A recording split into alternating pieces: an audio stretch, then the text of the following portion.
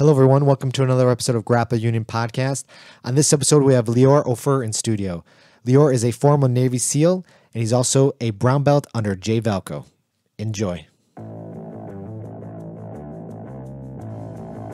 need the 6 minutes.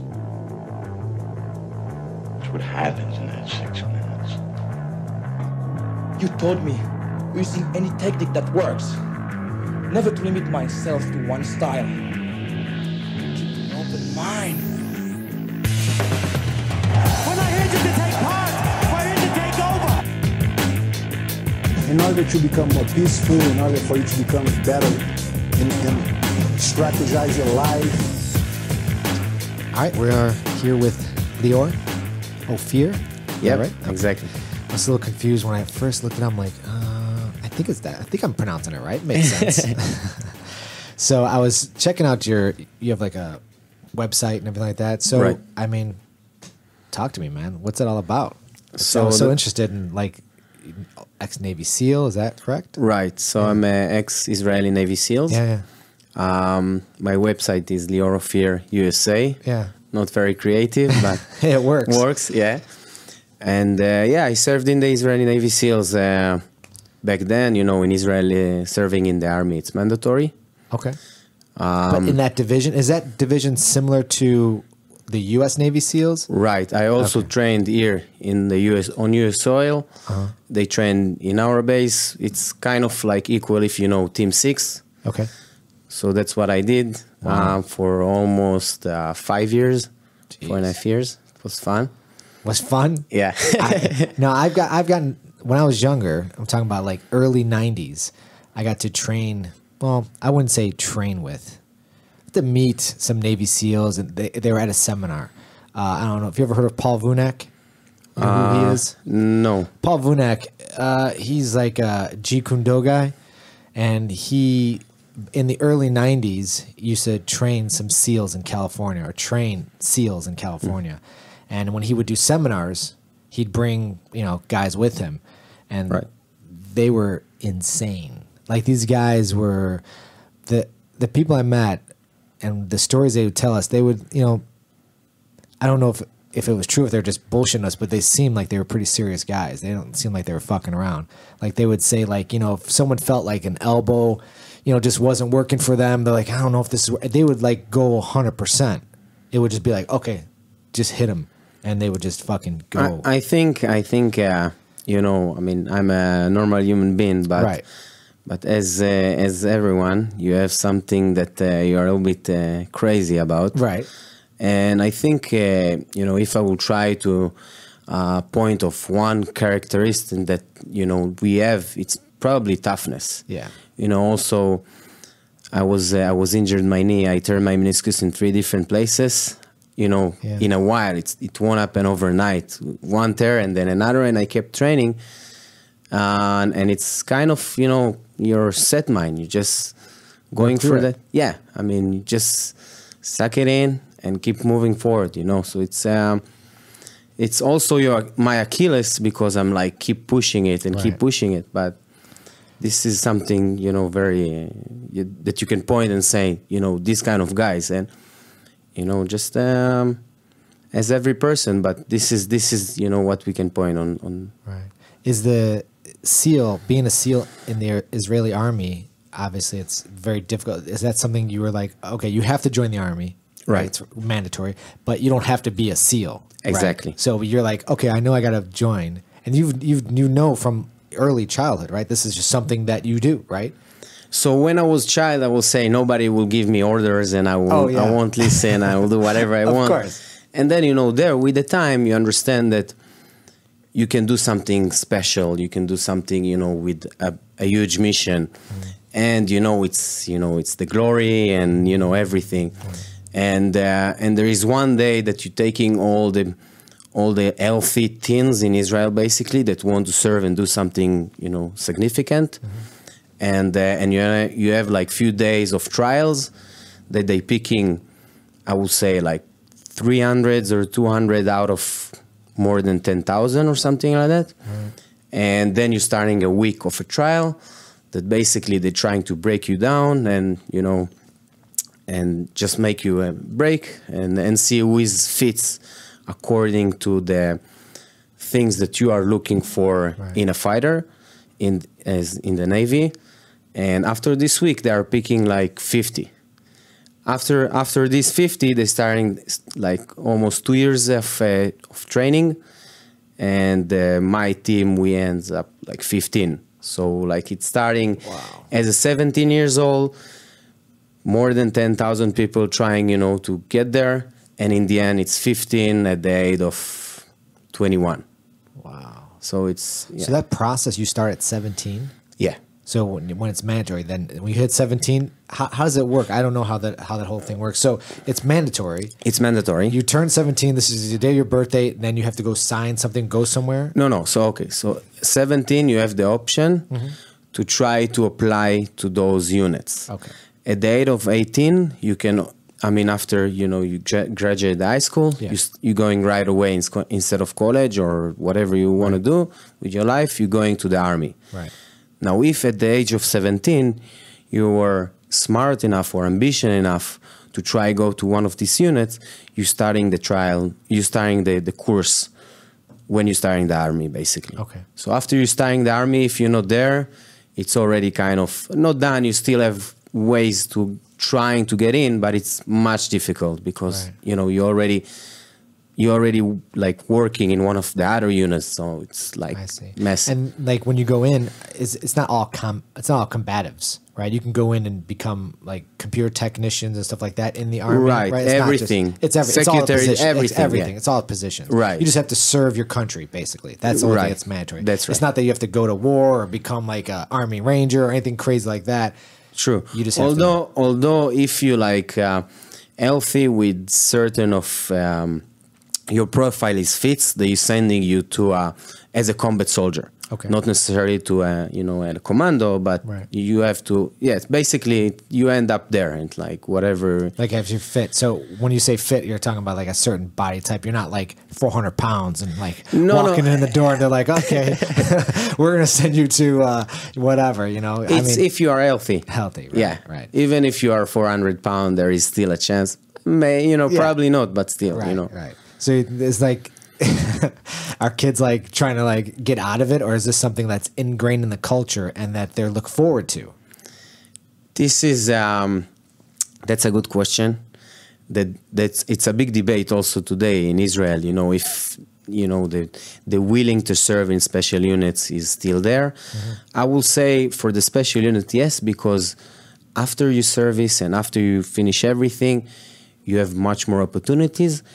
Clearly, because you already prove yourself that you are one of, I would say, good guys, or you're capable, to overcome challenges and like big obstacles, and there is something about you. It's not everybody can serve there.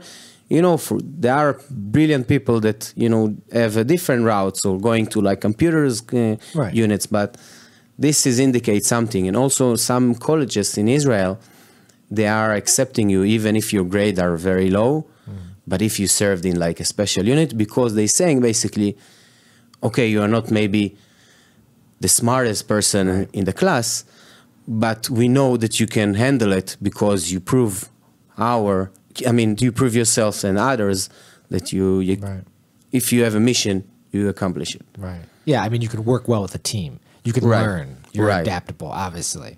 Obviously, your IQ might not be, Einstein level. Right. But although there are guys that, of course, I'm sure. Yeah. But not everyone can be a soldier. But now, is there women, men? Is it all across the board, or? Yeah. Everybody. In the Navy SEALs, it's only men.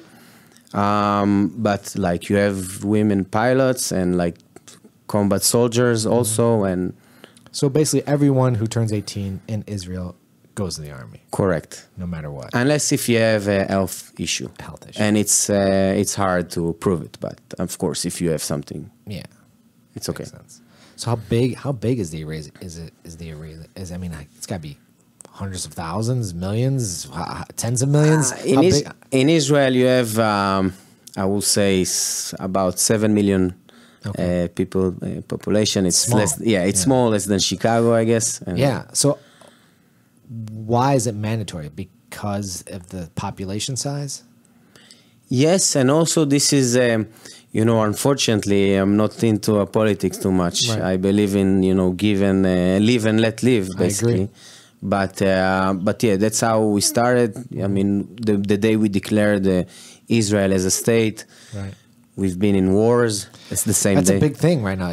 Them declaring themselves as a state is like always under the spotlight. Yeah, but I think it's the best thing happened to this area.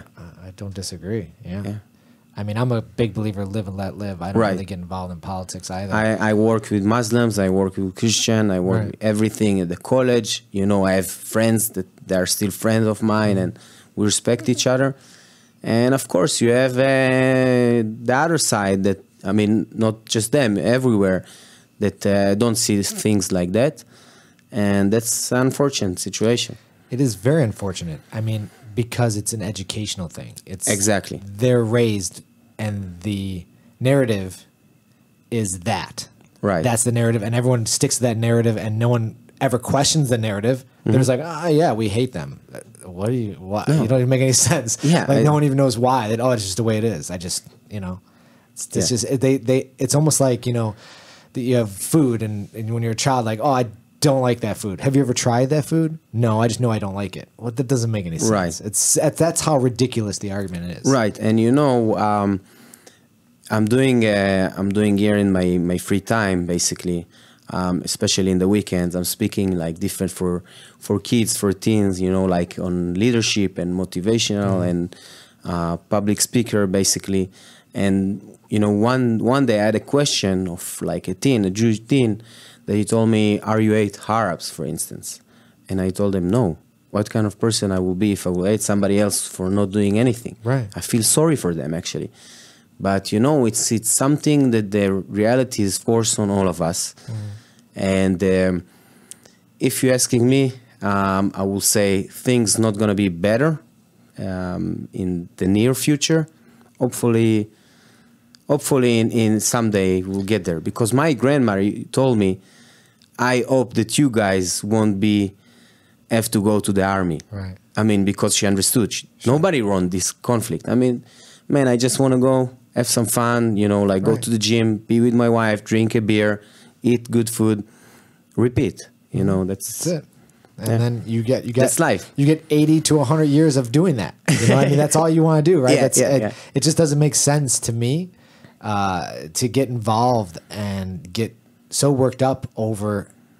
I mean, it doesn't make it like I just want to do jujitsu. I want to like hang out. Right. I want to just work and enjoy my job and just live a good life. And Right. why do I have to invite hate and all Yeah. that? It's just people get just too caught up. And I found that this country here in the US is the perfect place to do those stuff. To do what? To do to live together, everybody. Yeah, I've never lived outside the United States, so I have nothing to compare it to. I can just imagine how it is over there or is anywhere in the world, but I can't really speak on it. Obviously, you can. You live Yeah. in both places. Right. I think the United States is great. I love it. Yeah. But again, we get too involved in, right, left, and all that crazy stuff. I don't like to get involved in it. I just think that the narrative now is just like everyone's against Trump or for Trump, and then it starts getting into that. And for me, I tune it out. No, I'm not going to go there. So I totally agree with you. And what I'm trying to do now is to have a big event with. I will tell you a little bit about it afterwards. But I'm teaching personal safety, especially for women, because they're so vulnerable, and the threat is. I mean, even if a woman walked through the car and somebody is trying to rob her or steal her car or kidnap or all this stuff. So I'm trying to do open event, free to everybody, with Jews and Christians and Muslims. Sure. And to keep everything like political free, I'm going to have one instructor with me, which is a Muslim and a Christian, and we're going to show everybody, how to keep themselves safe and not trying to to push any agenda, Right. just like we all together in that. and hopefully, you know, like politicians will be on board, and you know, it will create a buzz, and many other cities will follow. And you know, like you said, Trump and Hater, and I don't care about this stuff. The opposite. When it happens, I want to prove everybody that we can do different. I agree. I mean, I know. I mean, using that as a platform is smart for sure. Obviously, that's your background, combat and jiu-jitsu and everything like that. And then, you know, awareness is huge, and education is huge. And if anyone can see that, and then take that, what you did or what you're doing or what you're going to do, and say, oh, well, what's going on there? You know, it's not always about, you know, what you're trying to like popularize martial arts and do it. That's great. That's fantastic. And I agree, everyone should know some form of self-defense. It's very difficult to learn self-defense in a 3-hour seminar and then you apply it in real life. Right. We know that because you and I are both martial artists, and we know that it takes years still, and we're still learning. Yeah, we're still learning. So, but I do like that narrative. That's a very good thing to come across. And especially, you know, when I'm giving a seminar, I'm not focusing on the moves like 100% because I know they're not gonna remember much. Although it's like more sexy and people most of the time come for that. I'm more explaining about, you know, what to do when you, for instance, if you like the scenario I gave, you're walking towards your car and you see somebody following you. So what to do? So I'm saying, you know, don't enter to the car, because I mean you will be limited, and if you can run, or you're giving a route to escape. And you know, like I'm just explaining, keep walking, try to walk through the light or through other people, and you know, like keep calm and dial already to your husband or whoever, or of course 911 if you can, if you feel that it's really, you know, the danger is there, and give them like ideas how to handle situation. Such as if you enter to an elevator and somebody is, you know, jumping into the, you know, elevator in the last second, let them push the floor before if you are a lady, because again we not feel that, but for women it's especially it's different, right? And most of the time they are the victims. So, and if you already push the floor and he's like choosing the same floor, meaning he doesn't push any floor, let him walk before. And if he's saying ladies first, or is trying to be gentleman, insist that he will walk first. You know, they say, no, please go ahead, you know, and raise your voice and let him.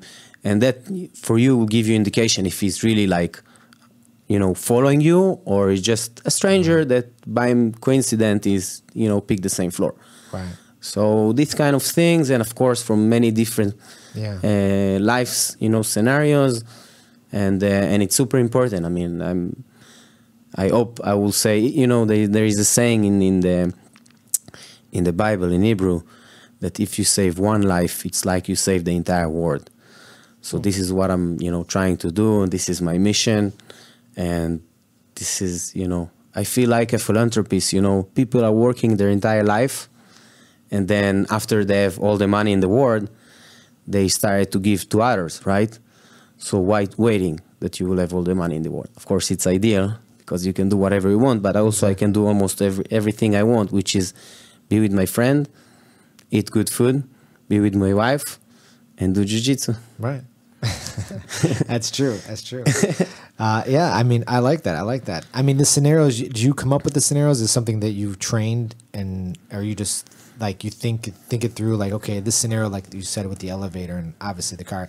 Do you think of different types of scenarios of events that maybe have happened, or you've watched, or something to come up with? Like, okay, well, in this case, the best option would be this or that. I agree. Teaching people options, not so much the moves. Right. Like, okay, you're going to put your hand here. If you grab your back, they're never going to remember that. It's nearly impossible. But the scenario based, okay, keep walking. Don't go to your car. Don't get in your car. You know, stuff like that if they're too close. That makes sense. We'll have them walk out the elevator first. Again, makes sense. So how do you come up with those type of scenarios? So that's a great question. After I served in the Israeli Navy SEALs, I worked for the Minister of Defense in Israel. Okay. Also for, I mean, my entire, you know, as a student job kind of thing. And I did security, part of like, in charge of security scenarios for facilities and stuff like this. Like a bodyguard detail, some type thing? Not really a bodyguard, but basically, every facility, especially if it's the government facilities, has to have like, in case of somebody is coming, doing this, doing that, sending you a mail, like all, of course, all the stuff, all the scenarios that you can think about, they already thought. Also from like a real scenarios that happen in the past, and they learn out of it. And that's what, from the army and then the Minister of Defense, I learned the security aspect. And now, in addition for that's my advantage. I also martial artist, and I know security in the highest level. So I kind of combine both of them, and then I'm trying to think about, life, day routine, what can happen to people. For instance, one time my wife calling me at 10 p.m. that she took my dog out. Listen, there is somebody crazy here at the street. He started to shout and following me and started to shout at me what to do. So, like it's a real scenarios that you're facing. Even the elevator, I felt a few times that why is this guy is pushing the same floor? Is it, what I mean? Like, of course. So, and also since I'm doing it like every other weekend, I'm in different synagogue or church or a group or, like all over the place. People ask me more scenarios. I was thinking, how to handle it, and I try to break it down. And then like now already when I'm going, I have all the answer. And of course, part of my presentation is to ask them. So like, I think 2 weeks ago, I had some lady that asked me, what should I do when I'm entering my garage, when I'm parking the car? Because, until the door is opening, some guys are working there, and sometimes, they are like weirdo or they're scared. So what to do? So I explain them. So while you're waiting for the door to enter, put on gear like reverse. So in the worst case, you just, push the gas and you're out of there, and you're not staying there, because you don't want to hit the wall or whatever, and then you will be exposed. So, like I learned with the time more scenarios, and it's all based on common sense. It's not that, it's not, also I don't believe in like this stuff defensive. That's why I'm not teaching them too much moves. Only like if somebody is choking you, if somebody is grabbing your hand, you can wait for the Uber outside of a bar, and then some like whatever, homeless or just a crazy guy grabbing your hand and start to bother you. So how to escape, to call to help, your best defense, your best attack. Very, very simple. And I assure you that 80% or 70% of what I taught, the work in the workshop, they remember. Because it's based on common sense, on simple stuff. And I have a group that I went to one of the biggest churches in Chicago recently, and the guy was never mind, it was a group for a lady, like 25 ladies, and they asked me to come again because they wanted to speak about like mass shooting. We didn't speak about that. What if they're praying and then suddenly some crazy guy walking with AK-47? Definitely a real scenario nowadays. Oh yeah, I mean 27 incidents in the first 45 days in 2018. It's insane, right? And if you ask me, and unfortunately, of course, it's going to just increase. I mean, that's how the war is going. I mean, what can we do? So what is it? What is increasing with that? I mean, what's causing that? I can't believe no one can like put a handle, like a finger on, like, okay, we tripled last year or tripled, or I don't know all the details, but and I know the details. It's very scary. Yeah. Yeah. Well, share them. What are the details? I think so. For instance, anti-Semitism at the first quarter of 2017, for instance, you had more incidents than the entire 2016, and this is only incident that people telling about. Right. If I'm walking in the street and like leaving the synagogue and somebody just shouting me, whatever, shouting on me, if I'm not telling to the government or authorities, nobody knows about it. So this is just that, and I'm talking about first quarter more than the entire year before. So, and you see, like, mass shooting, like, I don't know, I will throw a number, but in 2017 you had like maybe dozen or 10, 20 incidents. We're talking about 29 in the first 45 days, 2018. I don't know now because I didn't check for a while, but I mean, again, it doesn't matter. It's there. Now this is like incidences regarding like mass shootings or just right. Like for regardless school, religious, doesn't matter. Right. The type. Even in the club, the gay club in Colorado, whatever. Right. So it's not just religion. It's a big problem in school in Florida, or it can happen in Wisconsin, whatever. Right.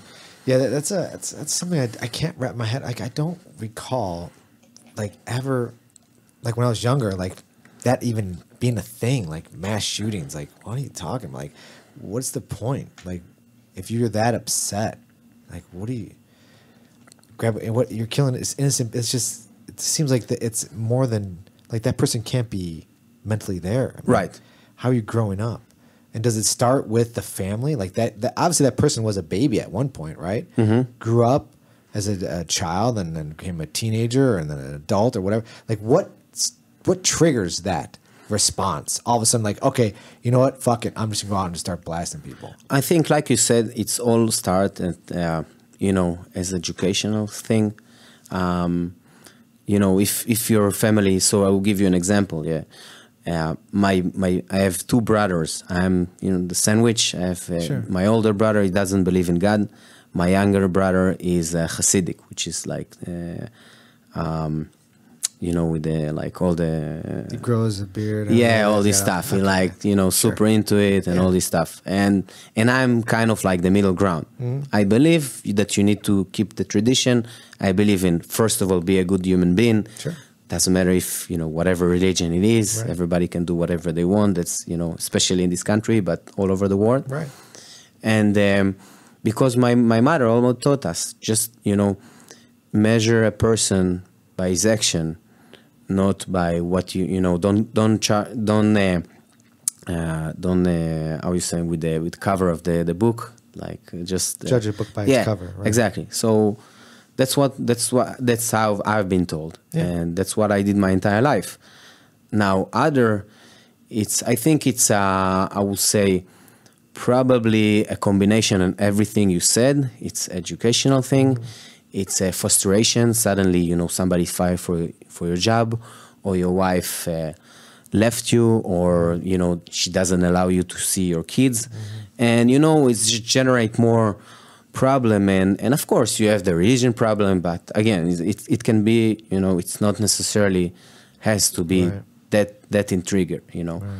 I mean, a lot of people say these mass shootings are attributed to, or not a lot of people, but being on antidepressants and stuff like that. These I'll put in quotes drugs, legal drugs, that are prescribed, and they're on them, and they're just they have side effects, and people sometimes don't realize that there's a way out, and they think that makes sense to them to because it's popularized now. It's so sad to say that, right? But it's a popular thing.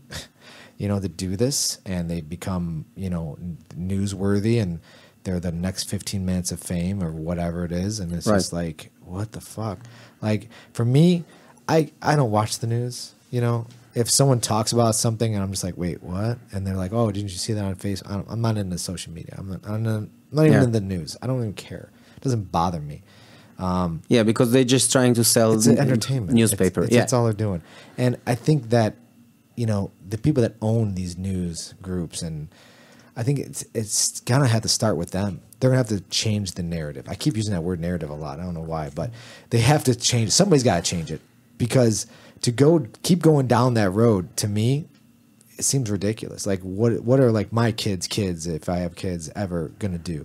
What's it gonna be like then? I look at my nephews and nieces. I'm just like, they're just watching TV, watching whatever this Facebook and this. They're just digitally in it, but they get so much information constantly. I agree, but I will tell you something about it. I think that the news, we lose it in the end, because, like, for instance, Facebook is such a strong tool, and people watch what they really care about. Yeah. So eventually, we are catching up with like whatever fake news or like uninteresting, things or only the bad thing, and you start to be like, I'm seeing more videos on news on Facebook than like watching on the television. I'm when I'm opening the TV, putting on Netflix right away. But are you like, I agree. I'm like, I see that, but are people like that the one percenters? Is there more people out there watching sitcoms, learning how to live life through a sitcom, right? Or learning how to live life through, the news and what they're telling you? And not be a brainwash. The majority of people are probably learning how to communicate through sitcoms, how to communicate through the news, what's happening, and they're just eating it up, and they just become that us versus them mentality, and it's just like, okay, I'm on this side, you're on that side, and separating even more. Yeah, I agree. It's just like, let's just turn everything the fuck off. Okay, shut it all down. Let's all unplug and then start living. Let's just do that for a month, 30 days, jiu-jitsu. And do jiu-jitsu. Yeah, exactly. But that's, for me, that would be like ideal. Let's just do that. Okay, let's do this experiment, right? Let's just make that experiment happen, and then we'll see what happens. Did you think about if every person in this world will do jiu-jitsu, how our world will look like? It'd be amazing. Dude, I'm traveling, so I train in every big team there is out there at some point, in my career. And even here in Chicago, I'm trying to visit, different places. Sure. Although I'm training 90% of my time at Jay Valko. Right. And everyone is so kind and it's so ego-free. Isn't it amazing? It's amazing. I know, but not everyone likes jiu-jitsu. I mean, I get it. I mean, people are into what they're into. Live and let live, I agree. But I think an introduction, like, to in schools would be good. I mean, I agree. I see these younger kids in our school, and this one kid, Chris, and his sister, Maya. I roll with these kids. They're like, I don't know, 9 and 7. I'll roll with them. This kid, Chris, I have to roll. Like, I got to be careful. Yeah. Because this kid is so good. I'm like, wait, what? Okay, this kid's going to throw. Obviously, there's a strength difference, right? Right. But his movement and what he's doing, understanding what I'm doing to him, like when I push my hand up, armbar right away. Right. Once he's just on my back. It's so slick. I'm like, man, this kid gets it. They're going to be animals. Yeah, I'm always saying I wish I could, impressive. Introduce to jiu-jitsu much younger age, Yeah. but still. It's okay. Right. Yeah. I mean, yeah, but I get it. It's not everyone. It's not for everyone. Everyone should, just like military, right? Service is not for everybody, but you should give the option. Some people don't even know what it is. Like, I don't know what jiu-jitsu is. Actually, I try to reach out. I'm still, working on that, but I try to reach out to the police department in Chicago to teach them, because unfortunately, and one end they are using too much force, on the other end, obviously I understand why. I mean, they're putting their life in risk, so I'm not judging anyone. It's every scenario, every case is, you need to. But if they will know jiu-jitsu, they feel much more comfortable with when they're arresting somebody instead of like using punching, and you see all all these videos. I'm not saying anything to I understand both sides, and I agree. But if they knew more, like especially jiu-jitsu, because it's kind of like take down, control his hands, and that's it. It's done. That's what jiu-jitsu is all about. Not punching, not hurting, not damaging. Right. And then put them, in the police car and problem solved. Right. So I'm trying to reach out. I'm still, not there 100% because I have so many, seminars and workshops that I'm still doing. But I will get there, and hopefully, it will be one of like every month they will have one class of jiu-jitsu. Right. It's a confidence builder. Yeah, it's 100%. They I mean, will if you deal have with confidence, and 1%. It's gonna. It's not. It's police officers, they get a lot of shit, and I watch people send. I get to see these videos and stuff like that, and in different scenarios where they're like, was this too much force or this or that, or what do you think of that? For me, it's and everything's it's hard. unique. I've been very difficult. in similar situations. Right. I've been like gazillion time under fire. But I do know, and you can't judge. Staying calm is huge. Staying So calm, huge. it's the difference between professional and not professional. And I think a lot of police officers take things personally. And Yeah. that is, for me, it's like, why are you so mad?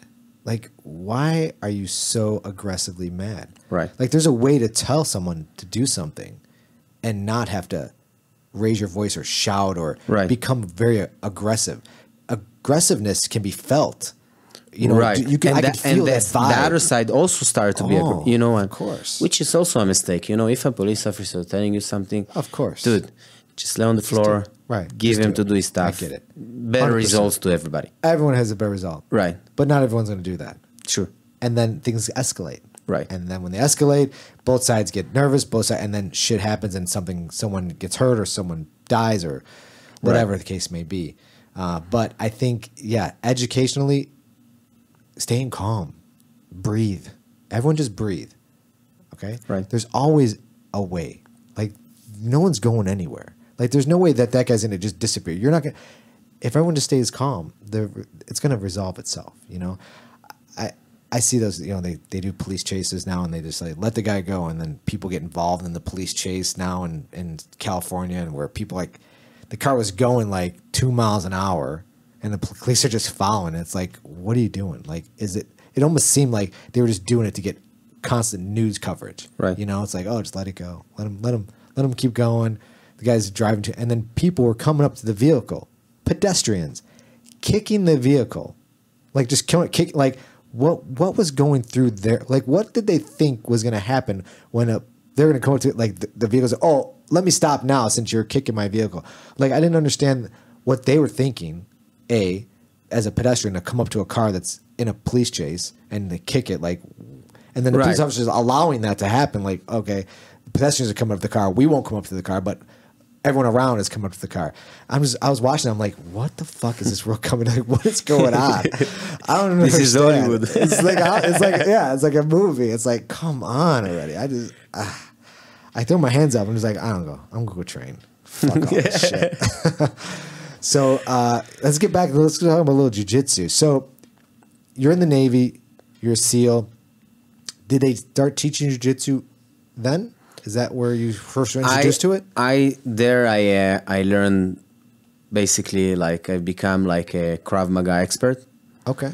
You have like, it's one of the most fundamental classes you have in a week. You know, it's like a college, but it's 24 hours, 24/7 basically. You know, Navy SEALs, and I learn more like a combat. Krav Maga, meaning if the guy is attacking you with knife, with a club, or, you know, like all the shebang. And then when I introduced like really deeply to martial art, since then I was, I kept doing Krav Maga. The only problem I have with Krav Maga is that it's not a sport. Meaning it's very, very effective to a street fight. Yeah. But I'm trying to be a good guy, and I never had a street fight, a real street fight. I mean, I think if you're fighting in the street, you already did like gazillions mistakes. Right. And that's why I was looking for sport, martial art, and of course you have, you know, all kind of MMA. I was doing, you know, like striking and all this stuff. Yeah. But you know, my instinct were like poking your eyes or biting or do whatever, kicking to, you know, to the sensitive area. Right. And it didn't make sense for me, because suddenly I can do the most effective moves when I'm doing MMA. So then I figured, you know, I found the jiu-jitsu. My first class in the jiu-jitsu, I said, that's bullshit. I'm not going to do it, you know, because Krav Maga, one of the most fundamental things, they saying, don't get to the ground. Okay. Especially if you're learning like combat Krav Maga, which is what you're doing in the army. Okay. It's very not good, because you can help your teammates, or you're very vulnerable. And in the street, even if you initiate the takedown, his friend can come and kick your head. So you don't want to be at the ground, basically, in a street fight. Or, I mean, unless if you really one-on-one and everybody circling, you know, like you see in like the kids' videos. But then again, so I found, you know, I went to a jiu-jitsu class. I didn't like it. Then my friend told me, you know what, just come to another one. You don't have any other class at the same day. And I wanted to do a workout. I went there and then I saw like... you know, I tried to be very open-minded this time. The first time I was, you know, I didn't want to learn. I thought, you know, I know everything, like a Krav Maga expert. What can I learn here? And, you know, yada, yada, yada. Was stupid. And then, like, I saw, like, 16-year-old boy just choke me with, you know, with the suit, you know, with the gi, basically. Right. Yeah. And I said, all right, hold on. There's something going on here. Yeah. I have to know this stuff. I mean, how to defend it. And then I started to do jiu-jitsu, and you know, I told you toughness is one of the most, you know, most dominant characteristic that you have for a fighter, and I just keep, you know, training, and I learn another move, and after I get, you know, what kind of you looking for in jiu-jitsu. I started every single role, every single, even if the other guy was much, you know, experienced than me and better, I started in the worst position I could find myself. Like I gave start for my back, start for my mount, and that's why I feel so comfortable. Even, you know, when it's up and now, my base is very, very strong, just because I was in these scenarios more than anybody else. Although I'm doing like less than 6 years, I guess, jiu-jitsu. I'm training twice a day, which is already, you know, doubling the time that I'm actually training, and I found myself almost in any dangerous situation, so I feel very comfortable, and like that's why I think my jiu-jitsu grew a little bit faster than, you know, I don't know if the normal, but I do see, you know, still in my game exponential jumps, and you know, as a brown belt, you're saying, okay, you have already a game, you're expert in sort of. I don't have a game. I don't care to be in bottom position. I don't care to be in top position. In fact, every roll, when I'm starting on one knee on the ground and let the other guy choose. If I see that he's, you know, going on his knees, meaning he wants to start at the bottom, his top position because he feels more comfortable there, great, I will pull guard because I want to go to his game and beat him there.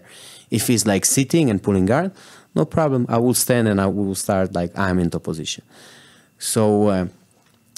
that's why, you know, I one time I asked, I'm teaching like morning classes there, and I asked one of the guys there, we were talking like 3 guys there, and, you know, I asked them, what do you think is my best, what is my game?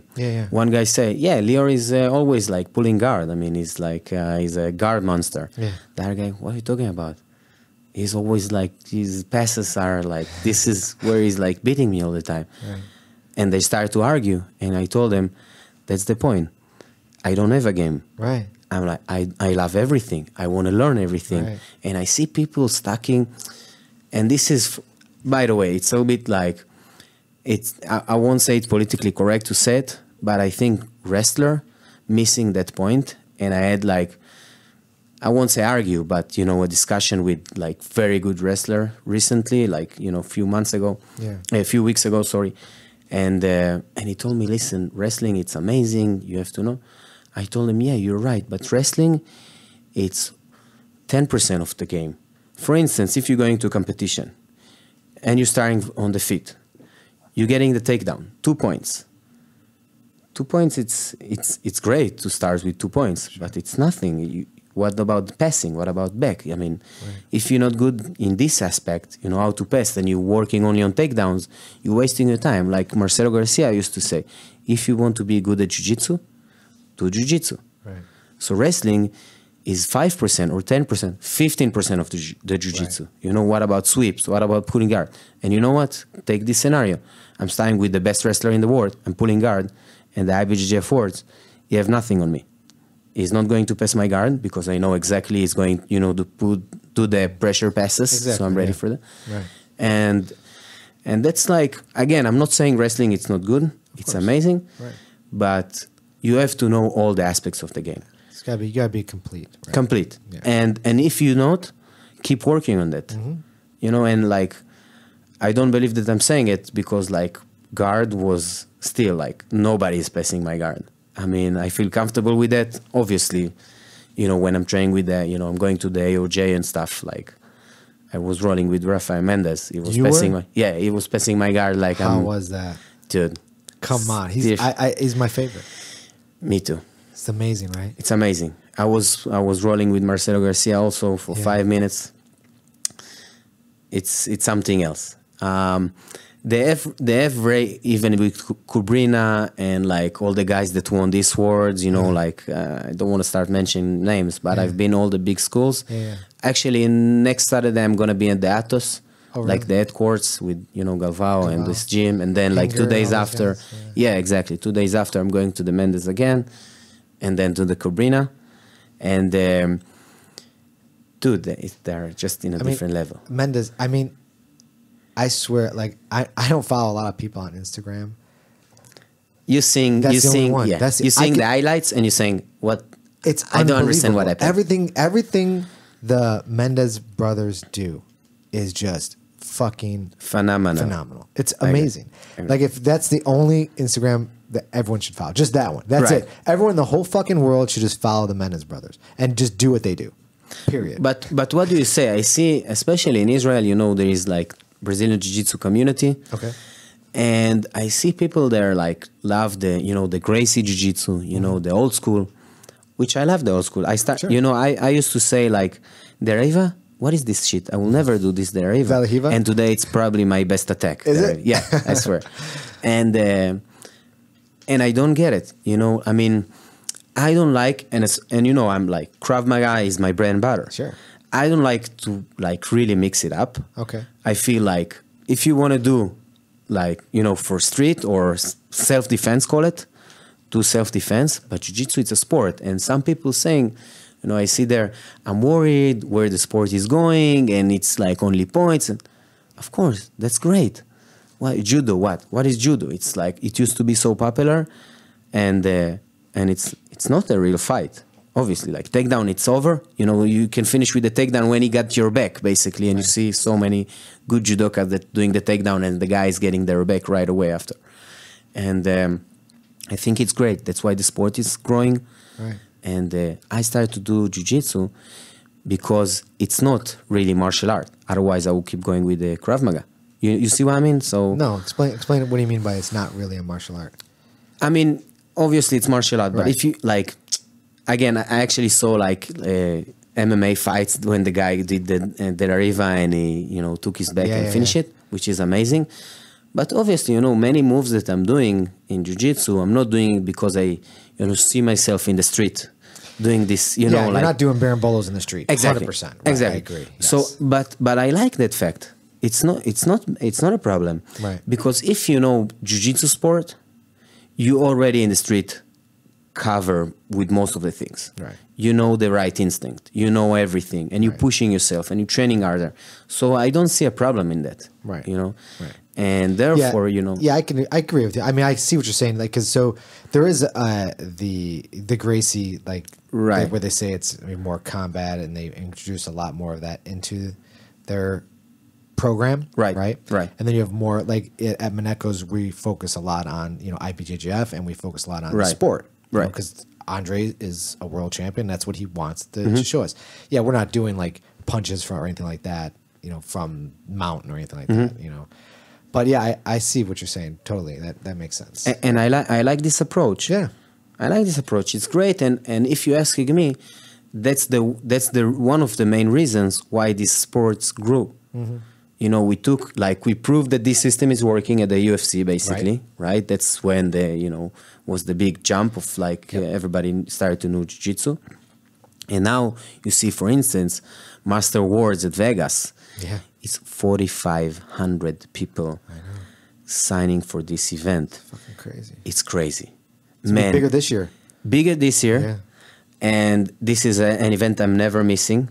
Oh, you're going to be there? I haven't signed it yet, but now when I feel my knee is much better, I mean, I will try to do that.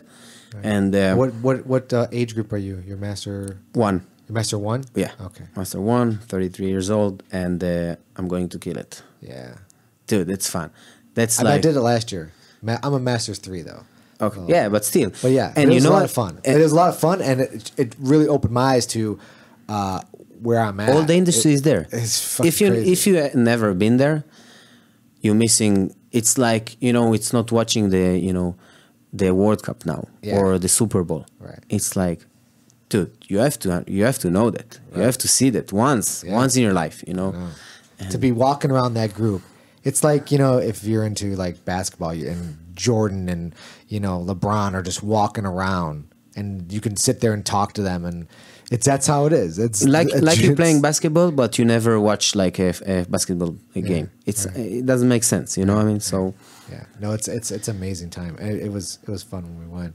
I mean, speaking of soccer, I know the World Cup is going on. You follow it all? Yeah, definitely. Do you? Oh, you in it? Dude, I'm European. Okay, soccer is like that's part of your life. Yeah, okay. We call it football, and Okay, when you're talking about American football, we're saying American football. I see.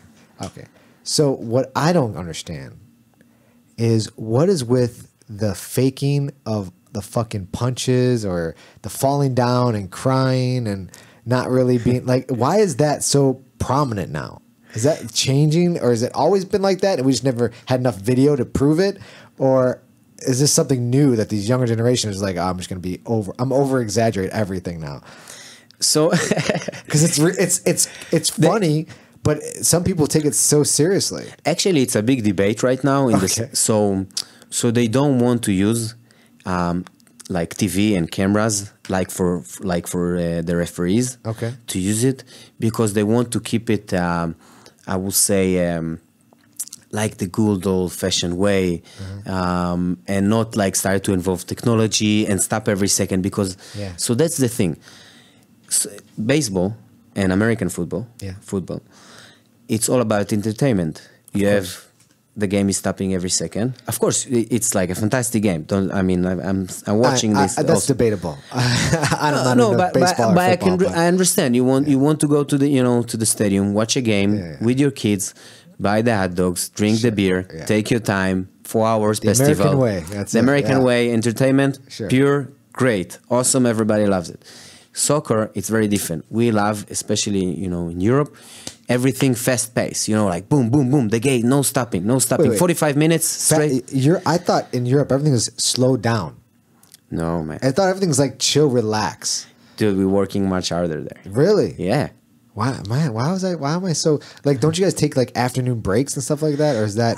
It's called fiesta, but only like in Spain you have it. That's it. That's why they have Italy economic too, problem. Greece, no.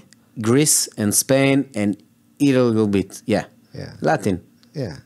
Yeah, basically. But So they're the ones taking it easy over there. yeah, but I mean, yeah. I mean, in Israel, no. I mean, we're working. I would say the average will be 8 to 7 or 8 to 6. Okay. It's like what 9 to 5 normally, right. so like 2 hours every day more. Wow. Like default. Jeez. Yeah. Okay. So Very your different. soccer, you don't like it stopping. Yes. You do replay. Did he do that? Did he not do that? Whatever it is. So the World Cup is the first tournament that FIFA, which is like the organization that handling all the soccer in the world, basically, added to the World Cup TV. But it's only if it's a penalty, which is crucial. I mean, it's changing all the game, and if the ball cross the line of the goal. So that's the only reason to use the cameras. Okay. Besides that, like you're saying, if somebody is just diving and pretending, Right.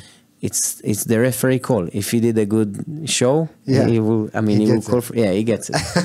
So they become actors. Right. Yes. Oh my God. Yeah. And I can tell you that the fans doesn't like it. Even if sometimes one of your the team one of your team's doing it and like you won from that. Overall, you don't like it. Like. Right. It's and now in social media, everybody like destroying them afterwards. Of course, it's got to be. So it's like kind of like reducing the shows. But the amount of money involved in these teams and these. So I forgot the conversation I was having, but we're talking like to transfer a guy. Like I think Brazil just got a guy for like hundreds of millions of dollars. Right. 220 million. Yeah, $220 million. Yeah. They pay for one guy. You're right. $220 million. Yeah. That's ridiculous. Sure. It doesn't even make any sense. What the fuck are we doing here? And I how are people starving in the world when we're doing stupid shit like that? But that's like again, now what they did is that you have to show in the end of the year that your income has to be positive. Okay. So meaning if they bought for 220, they have to show income for 220. They sell like shirts or jerseys or whatever. I mean, just to show them that you're not, because like millionaires, this world just want to get their fame, and they're throwing all the money to the team. They're buying all the great player, and they're just investing money. And then when they leave the team, they have so much salaries to pay and everything that the team can handle it, and they're going to a bankruptcy. So basically what they said now, you can't do that. I mean, you can spend as much money as you want, but you have to show us that you have... Right. So there's no... I just... Like, where did they come up with that fucking number? Like, no. 190? No. 210? No. So this particular... That's the one. This particular case, he signed on a contract with Barcelona that if a team wants to buy him, that's the fee they have to pay. He said that? Yeah, they signed... What's the guy's name? I don't know. Neymar. He's the number one ranked guy, right? Not really, but like the top three, yeah. Top three. Messi... Right? Messi, Cristiano Ronaldo, and then Neymar. Yeah, but they're all like... but he's the younger version of those guys, right? Right. That's what they're saying? Exactly. Yeah, exactly. Yeah, I mean, and nobody expected that somebody will pay this... no, who the fuck would expect this that? Fee. So he's just like, throw out 220 million. And he's like, wait, someone fucking paid that? Oh my God. So now they're saying, okay, like for the best player, they just adding like $1 million, you know, like a zillion or whatever. Right. And they say nobody going to pay it. And you know what? Right. If somebody will pay this fee, great news in the world. So we are the richest, you know. Exactly.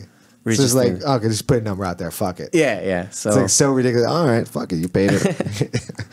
Man, that's so weird. Fucking sports, man. It's so crazy. But man, those soccer fans or football fans, they're fucking in it. Right. So in it. So in it. Fuck. I've never watched I've never watched ever from start to finish. I have no idea how the game is. I know you kick the ball. I know that. I used to play soccer in a team as a teenager. Yeah. You are like in a phenomenal fit. You gotta be. You're running all fucking... Running 45 minutes straight. How big is that field? It's way bigger than a football field, right? Or is it the same size as a football field? Probably the same size. Is it 100 yards? That's it? Yeah, but you're not stop running. Bigger. You're not stop running, no stops. Yeah. Unless if there is a foul or something, but right away you like, you know. Yeah.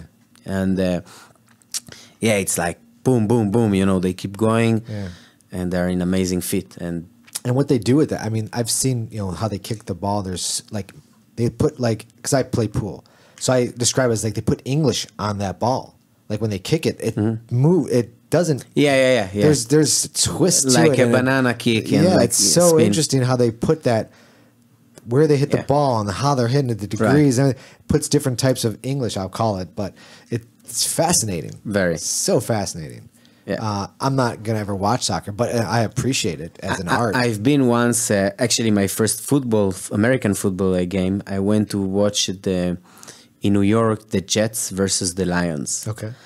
And I see like the fan, it's mixed. Like you have fans at the same gate, basically, of like Lions, and they sitting next to each other. And in football, it's not happening because the fans is so into it. Really? So they hate each other. Yeah. For no reason. I mean, for like, if I will cheer my, if my team will have a goal, and like I'm starting to cheer next to you, and like you losing, you get, it's very different. Get mad. Yeah, you get mad. Why? What the fuck? Because it's much more intense. What's so intense? I don't see it. I don't see the intensity of like, I wouldn't be like, all right, that guy scored a goal. Okay. It doesn't change my life whatsoever. It doesn't even affect what I'm going to do the next day at all. But yet people are so invested. Because you're an American. Is that why? Yeah. And So it's great. It's cultural. It's cultural. For sure. The way, And that's culture the same reasons why we talked earlier. Yeah. Why people doing crazy Right. stuff. It's cultural. cultural, man. Yeah, that's Fuck. how life it is. John right? Lennon was right. What if there was no religion? What the fuck? Imagine that. I what if do. there was no anything? Yeah. No this, right, left, Republican, Democrat, all that That will be bullshit. the perfect world. What the fuck? Yeah. Man, what the fuck is going on? All right, let's get back to jiu-jitsu. So you have no game, basically. You do whatever adapt to that person's game. So if that person pulls, you're gonna fucking pass his guard. You're Yes. smashing through. So you like everything. You don't. I like everything. I like leg drag as I like knee slide. Sorry, Do you do footlocks? I do. You do. I'm training with Alexander Grajcic. Yeah, So you that's have a good to guy know. to train with. Dude, he's something else. You take your leg with you. Oh man, Whew. yeah. He's going to the grocery store with your leg. Yeah, for sure. Yeah, man. Yeah, he's a cool Yeah, dude. and actually, I believe regarding jiu-jitsu, I believe that you have to know all the games. Yeah. Also I agree. legs. That's why I'm not. I see some people, and there is a big debate on that. I'm sure legs. Kind of like squads team. With Gary Tonnen and all these guys, and is it should be like IDCC? It was like a big discussion with Ryan Gordon. Gordon Ryan. Gordon Ryan, and he did well. And I think, dude, if you want to be like catch up. Don't that's why also I told you with the good old fashioned way of the Gracie Jiu-Jitsu. I feel that again you can argue, that's fine, and I'm open minded, but they are behind if they will say we're not doing those stuff. What is not doing the stuff? This is a legitimate ways to submit. You want to submit, that's the purpose of jiu-jitsu, supposition and then submission, right? Right. If you get the submission, you won. Right. So Yeah, I don't understand that either. That mental. I don't understand reaping. I don't know why that's fucking not a thing. Heel hooks. I don't know why that's. Not a thing. I will say at the IBJJF, you know what? It's in some way again. I'm still thinking with Sure. myself, but it's good because they're keeping the athlete safe. Reaping though. Ripping, I agree. E-look should be illegal. Heel hook. Only in this tournament. There are tournaments that it's legal and it's great. But it works in other tournaments. That's why no one's getting hurt in these other tournaments. ADCC. Who's getting hurt? You know what? Everyone knows how to I tap agree at with that you. level, right? Let's do it black belt. Black belt only. They should be I agree. responsible enough to know when to 100%. tap, and if not, Agreed. they should get injured. Exactly. Fucking let Right. them decide their own fate. I'm Everyone with you. does. And if you're asking me, I see tournaments that the no gi, it's all submission are legal, and then gi, no. What's the difference? Right. Why? What the fuck is the difference? Right. No idea. So yeah, I mean, and I love to learn also this stuff. Although for me, legs, it's not the bread and butter. Right. But I know. Exactly. I know. I feel comfortable, even with with like guys super into it. I feel comfortable to roll with them, and I know to recognize when they're trying Exactly. put me in trouble, try to reset and start over. Yeah. Yeah, you know when to go, how deep you're going to go. Right. Or before you're like, I got to start backing out. Exactly. Yeah, and that's important. I think that is at the level of, blue, you should start recognizing that. If you're at blue belt and you can't recognize when your leg's in danger, something's wrong.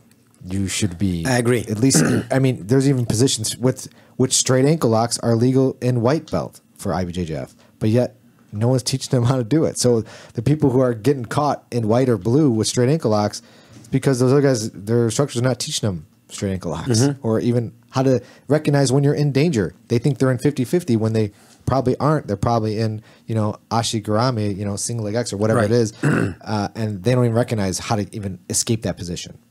So Everybody should learn it.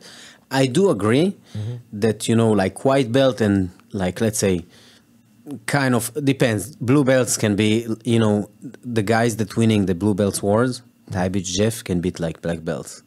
Let's be honest. I mean, they can give them a good fight. Yeah. Right. I mean, but I mean, they're how much super- of that is because they're being held back a little bit? They're playing that game a little bit. and I get it. Yeah. Dude, I was getting my belts. Yeah. Like first thing, according to IBJJF minimum time. Yeah.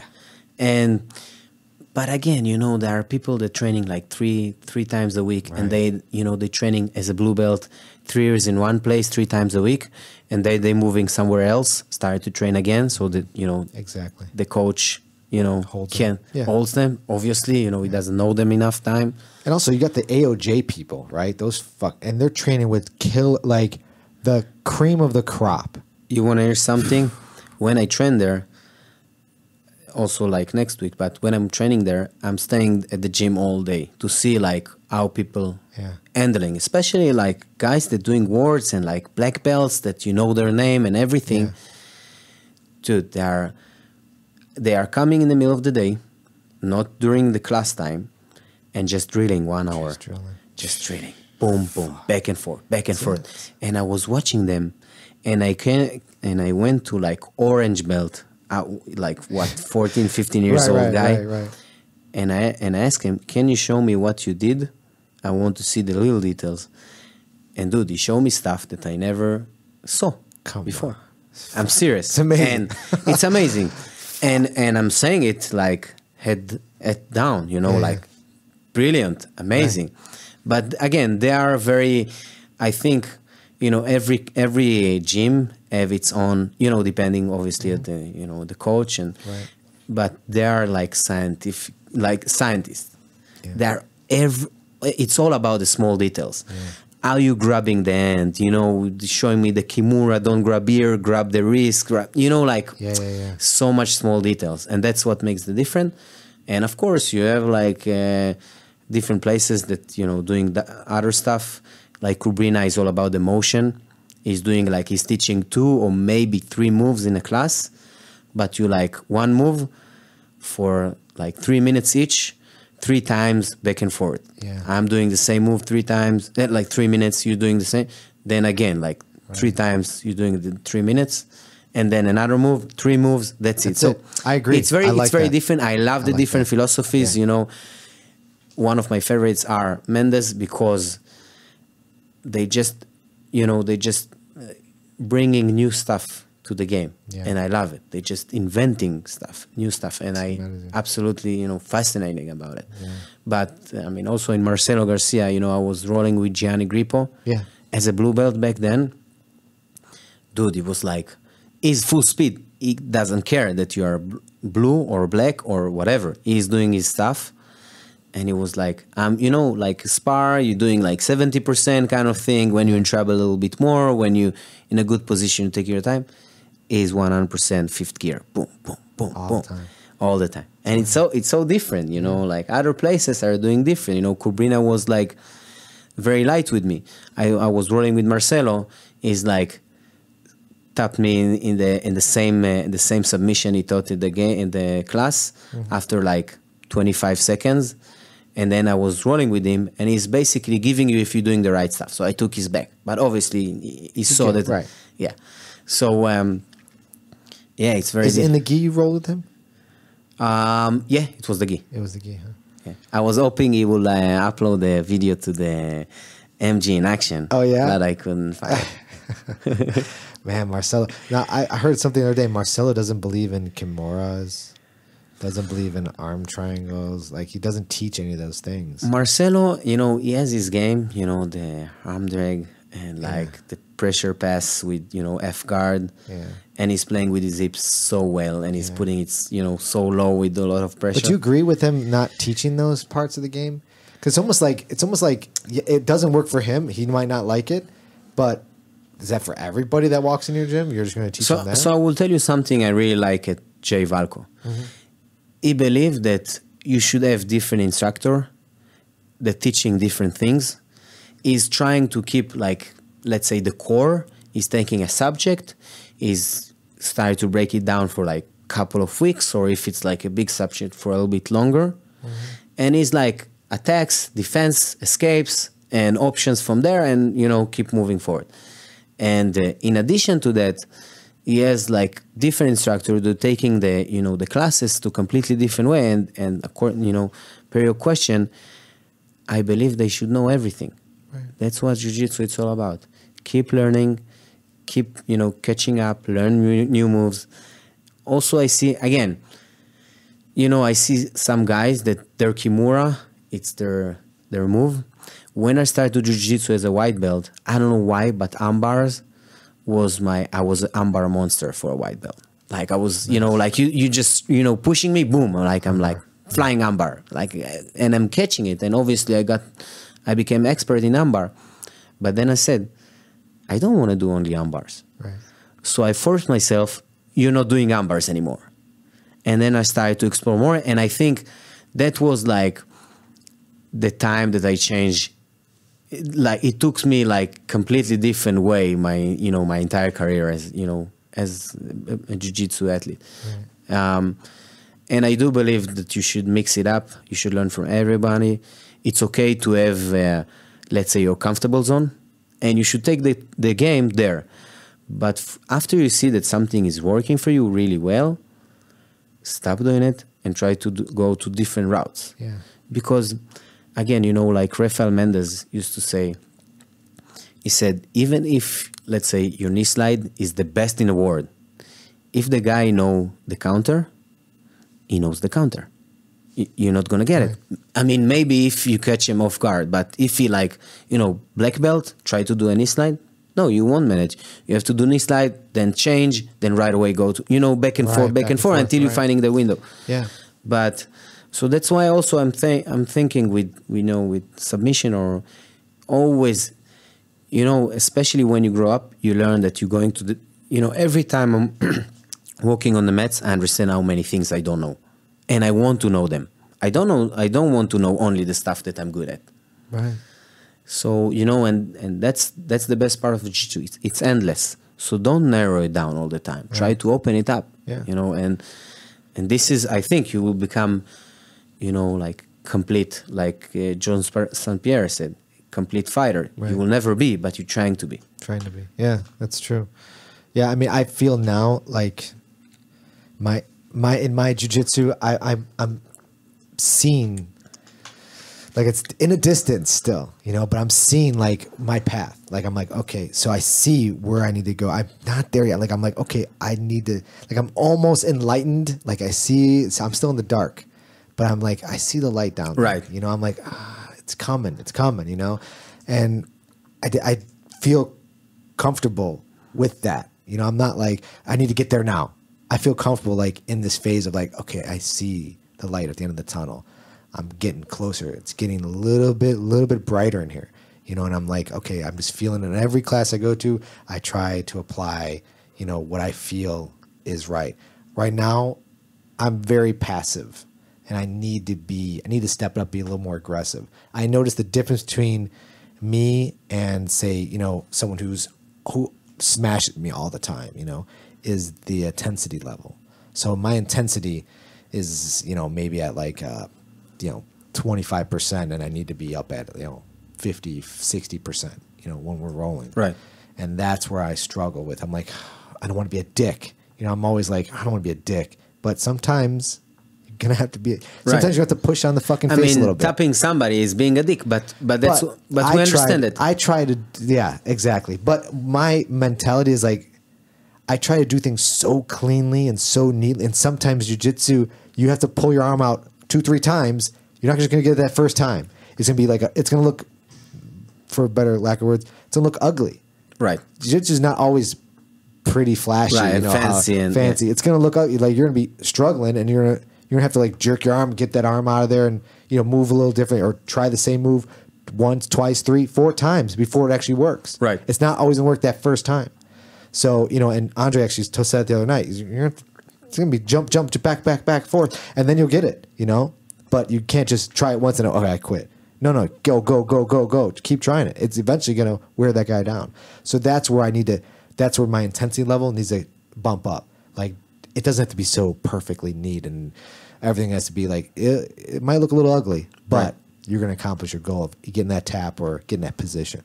So that's where I see, like, I got to start, you know, opening my eyes to that type of, you know, game, you know.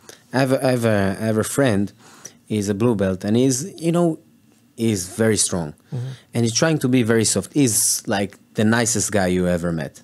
And he's always like soft with guys, and his technique is there. Mm-hmm. I mean, he's a good, very good, solid blue belt, and he's doing problem for, you know, like higher belts, but he's trying to be soft because he's a nice guy. And I told him, listen, let's do a trick. If the guy is like, you know, you're working with me and I'm working soft and I'm trying to move and like kind of like give you the opportunity to copy the same intensity. Right. But if the guy is putting the pressure with headlocks and, you know, like keep driving, you have to increase it. You have to increase it. And you that's why, you know, that's why also I always like to go to the other guy's game. Mm-hmm. You want intensity, you'll get the most intensity you ever had in your life. Right. You want calm, we'll go calm. Doesn't matter. I will try to beat you in your game, in your comfortable zone. Right. And this is, you know, like you said, you know, you should roll with people that much better than you, because you will work on your core and like the defense and know what not to do and what to do and what, you know, learn from your mistakes.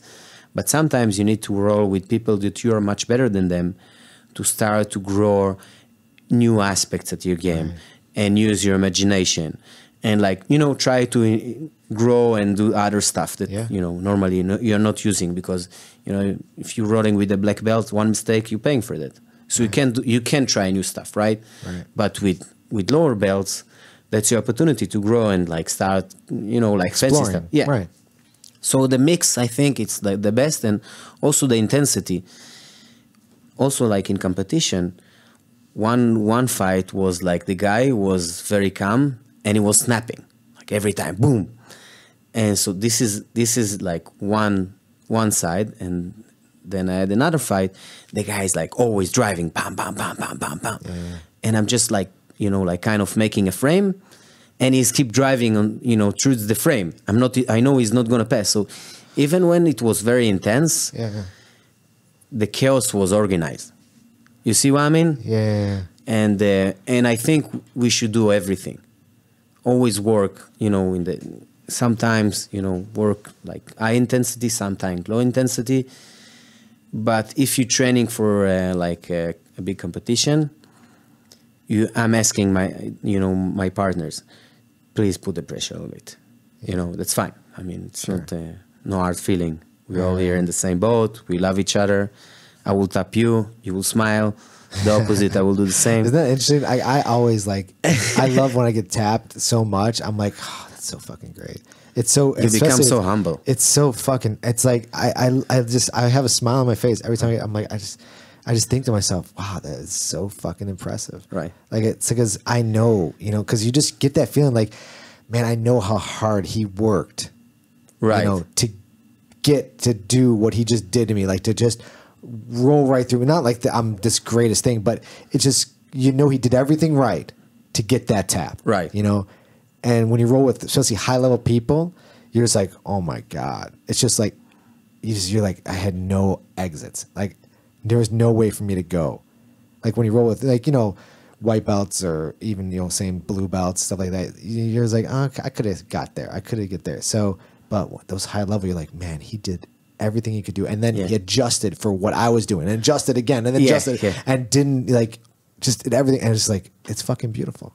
It's fucking beautiful. It's you know what is my best part of jiu-jitsu? My favorite part is that I'm sometimes intentionally, I'm giving something to take something else in return. Okay. So for instance, like side control, you give the other guy, you know, the underhook, and he starts to dig and shrimp away. And then I'm shooting the leg, you know. Actually, Marcelo Garcia and Rafael Mendez using it a lot. And I'm shooting the leg over and getting the armbar on the other side, or like the Gogo Plata. And, you know, you see what I mean? No, show me. So if you could just try. So to do I'm in side control. Okay, so they have side control. You're in side control. I'm on top position, side control. Okay. I'm in better position. Yes.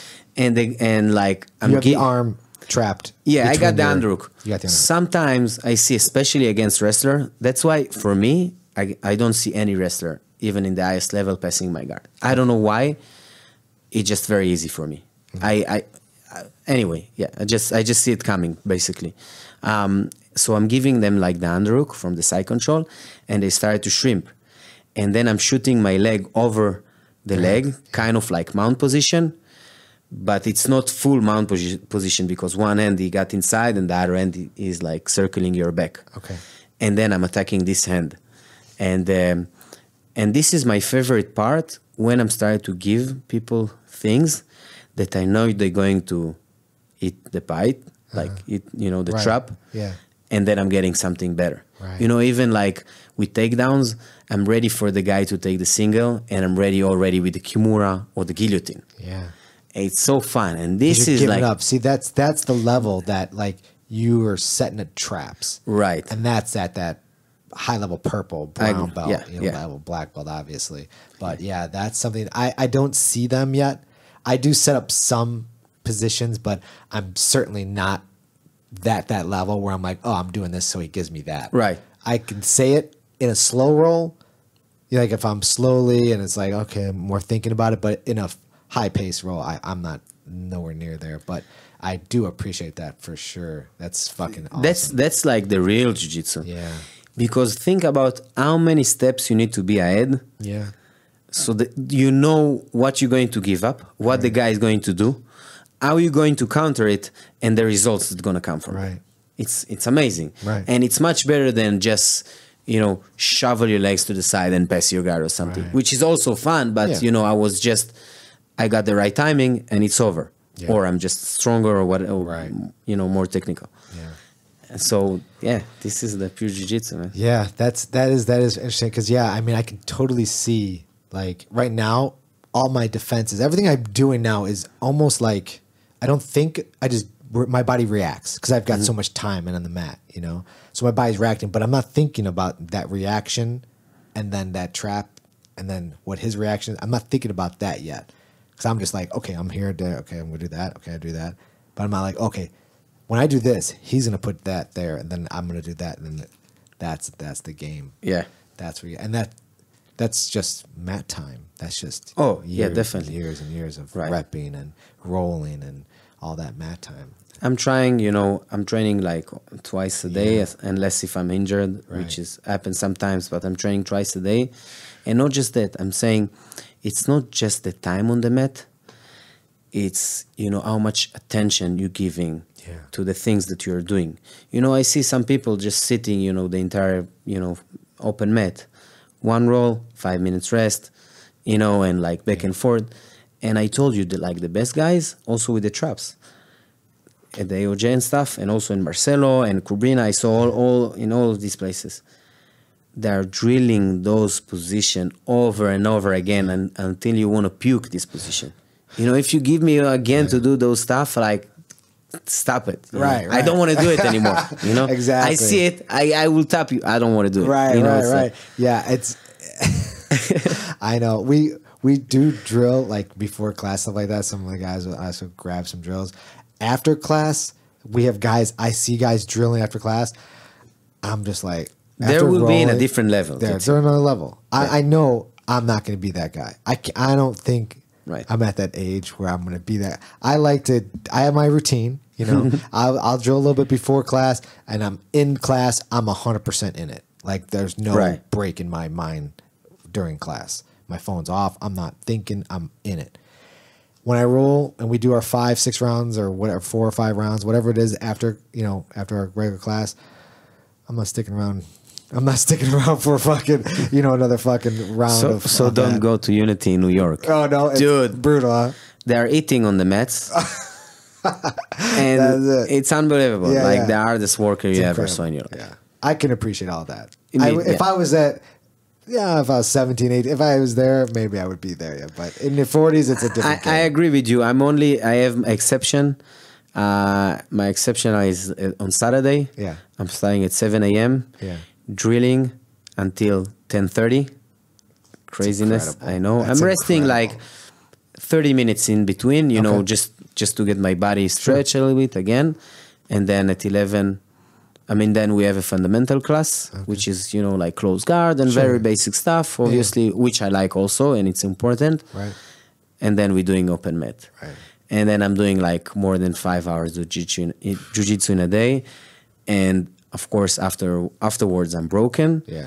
And, but like, after these sessions, your jiu-jitsu is in a different level. Because think about that. How many people have in a week 5 hours? No, not too much. Training? hard. When they went, they start to think about all the small details and drill and rolls and classes and So, and this is only one day in a week. Sunday is the same. And you then do the same for Sunday? Yeah, the same for Sunday. Every day you train? Yeah. Come on. Yeah, like twice a day. Like Monday I did 2 classes. And this is and I use this, is you using this recovery at the gym or you bring it home and you do it? Because you showed me that, was it Hypervolt? Hypervolt. Yeah, I'm buying that tonight. After we done this podcast, I'm fucking buying it. It's just changing everything. This change it. Yeah. And stretching, with the time, you understand, especially when, with the time when your body is getting older, obviously. Yeah. I mean, again, we're still athletes, but it's not as, 21 years old. Right. You just have to stretch.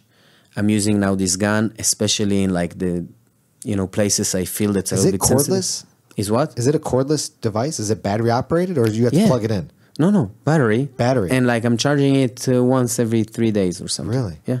And do you bring it with you to the gym? Oh, yeah. I'm starting the class. So just before, like I'm giving myself 5 minutes to stretch and, more active warm up. Yeah. So more warm up than stretching. Only like areas that, like the knee, I need to stretch the knees a little bit more. And then after class, 10 minutes, I'm investing in myself with this, with this tool. And it's a muscle relief. It's like getting a massage. Think about it. It's like you do it, and you have no problems doing it to yourself, right? You don't need someone to do it. Press it Unless if you have like back problems. But I will tell you that when I started to do jiu-jitsu, I couldn't even sit in a bus because I had like a back problem. Really? After now, because my core is so strong, I don't think I ever had like problem with my back since then. So it's like totally different. And I'm telling it's funny, but I don't know. So many people, they have different body structure. Yeah. But I'm always telling, in my classes in the morning, if your hands are sore in the end of the class, meaning that your jiu-jitsu, you probably roll with people that better than you. Because I'm using hands only when I'm rolling with better people. I think the legs are doing the most. The hands are just shoveling and just like kind of like manipulating the other guy. Yeah. But the legs are doing all the job from bottom and from top. Think about it. So I agree with that. Yeah. So, I mean, I'm not stretching at all in the hands. I'm not using this gun on the hands unless like maybe, shoulder if I was like doing too much tornado roll and, like these kind of things. Yeah. But fuck, you got that gun with you now? No, man. Damn, I'm sorry. Fuck, you should have brought it. I've been dealing with this shoulder injury. It's fucking been bugging me. Oh my God. 5 minminutes with that, you are in a different place. I'm buying it tonight, man. I'm not, it's fucking. And I promise you will thank me. Fuck. Hypervolt. Fuck yeah. There is also Terragun, but Terragun is much more expensive and it's louder. The Hypervolt, you have three speeds and it's very quiet. Yeah. So I'm using it when I'm watching television with my wife. Yeah. I'm just using it, getting a massage for 20 minutes in addition to the 10 minutes that I'm doing after class. So do you agree, like, when you're saying you're doing it after class, is that the optimal time to do it? Because after class, I feel like fucking great. I think if you're training more than once every 24 hours, you have to do at least 10 minutes stretching in the end of the class. Okay. So give up on one roll. Okay. And stretch. Okay. Again, if you're training 3 times a week, it's not a big difference because you will have enough time your body to heal and to recover afterwards. Yeah. But day after day, like even on Saturday when I'm training like 5 hours straight, I'm stopping for 30 minutes just to stretch. I'm getting much more flexibility, and like just letting my body, my muscles to get that, to recover, to feel better. All the stress. Dude, jiu-jitsu is insane because we're using so much force, but so much flexibility. There is no other sport like that. Really? I mean, I've never thought about it that way. Yeah, think about it. I mean, like it's all about pushing, pulling, right? Even sweep, which is like nothing. You're pulling with your legs, and lifting the other guy. It's like 150 or 200 pounds, the average that you're lifting with your legs, like squats. It's like how many attempts you have until you're sweeping. Yeah. You see, and the guy is resisting. It's not just lifting, right? Right.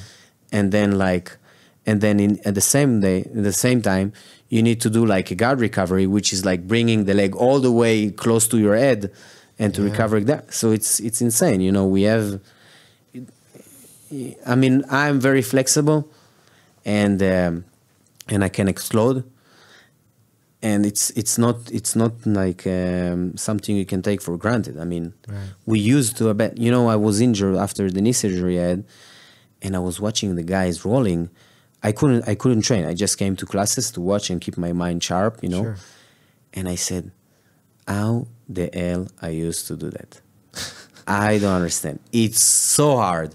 And you know, like I for the recovery, I used to run and do bicycle, and you know, like pushing it and then I'm going to a jiu-jitsu class and I'm saying like, just do guys spar 70%, you know? Yeah.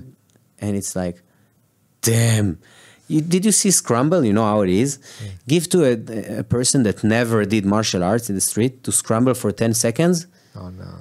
Dude, he's in the hospital. Exactly. And not because he got hurt, just because he can't handle the cardio. Right. So, yeah, it's interesting, that cardio. Yeah. Like, anytime I roll with someone new and they're just breathing, they're just like, I'm like, I'm not even breathing. I'm breathing. I'm not, my mouth's not even open. From the nose. Yeah, exactly. I'm just like breathing through the nose. I'm like, and the guy's like, he's just fucking dying. I'm like, what is this guy doing? Like, jiu-jitsu is so really fascinating. Like, I don't remember being there with him. Like, I don't remember that. I'm just like, how did I get to here? Like, Jesus, like, what the fuck? It's so fascinating. Yeah. It's so fascinating. But yeah, it's just like you get adapted to your sport, you know? Like, I can't do cross country. I'm not going to run a fucking marathon. I'd fucking probably keel over. If you give me do a like Ironman, I will do it, but I will break my entire body afterwards. I will be at the hospital. I will finish it because I'm crazy, you know, and I will do it. Of course. But if you give me jiu-jitsu 5 hours straight, I love it. I want more afterwards. I know. I can't, like, at open mat, I'm not the guy who's sitting down for 5 minutes. Oh, yeah. I'm on it. It's how long? 11 to 1? Okay, 11 to 1. I'm there. I'm not stopping. Yeah. Because I don't like cooling down. I like to keep push. Yeah. I don't like to sit off and be like, okay, I'm going to, nope. I barely, like, if I have to stop and get water, bugs the fuck out of me. If I have to walk across the mat and go grab a drink, I'm like, what the fuck? Do I really need this water right now? But of course, you need to hydrate. Actually, you know, it's a good point. I think if your jiu-jitsu is really high level, you're finding, I call it the freezing situation, when you can take a rest while you're rolling, because it's a position that you're very familiar. And, you know, I mean, you can take your time, like F guard. Right. I'm just not letting the other guy to do the crossface. Yeah. And I can take some, time off and like giving my body to recover for 5-10 seconds, and then I'm ready to go again. Yeah, I mean, catching my breath. I've definitely played that game. I'm a guard puller or whatever you want. I like to play off my back, so I'm definitely exerting less energy than someone who's trying to fucking pass my guard. Right, 100%. Right. I mean, that's why. But also don't forget, that's why the best guys in the world. Especially, like, I'm not talking about the heavyweights that if you pulling guard, you're done. Right. But like the light guys, they're always pulling guard. And that's the reason why for passing guard, you're getting 3 points or sweep 2 points. It's much harder to sweep. So if your guard is good, the guy that's on top position is working twice the harder. Think about it. That's why you're getting different points, right? It's harder. Yeah. Yeah, man. Sorry. Gotta do that. Gotta do it for the people. But yeah, I know, I agree, man. That's you're right. So I'm not. Some people give me shit for pulling guard, like Paul. Paul give me shit a lot of times. Paul will not allow me to pull guard with him. He's like, no, sorry, dude, I'm pulling you right into my. And then he'll fuck up my gi. He'll like unfucking do it my belt. He just likes to fuck with me because he knows that pisses me off. So so that's his thing, but whatever, it's fun. It's fun. Yeah. It is fun. I know I need to do a little more passing, and I do work my pass. I have been now working my passing. I started in the, I don't know, after I came back from the injury, it was easier for me to do like standing more or whatever reason, and I feel my guard was like, you should not pass. Like, nobody's passing my guard. Right. You can tap me, but you won't pass my guard. Right. So now I feel actually the top position is just tiny a bit better than the bottom position, which is interesting, because I never thought I would get there. Right. But, dude, I pass everybody's guard. I'm Beautiful. like, Yeah, I mean, feel so comfortable. So are you when I'm rolling? combi- Are you rolling now? Because I know you. Yeah, I'm rolling one full speed. Full speed. But I just 3 started. months after you had surgery on your MCL. No, in the meniscus. Oh, meniscus. I tore my meniscus Okay. 3 different places. I had the surgery. Yeah, I had a repair, which is taking a little bit longer. Just scoping or something. How was that surgery? I mean, is it pretty invasive? Yeah, so I did MRI a few months ago, basically before the surgery, Yeah. and I had only one tear in my meniscus. So the doctor said, you know what? I mean, I couldn't even move my leg already. At the point that I did the surgery, Yeah. and it was crazy because the same day that I did the surgery, I went to a class.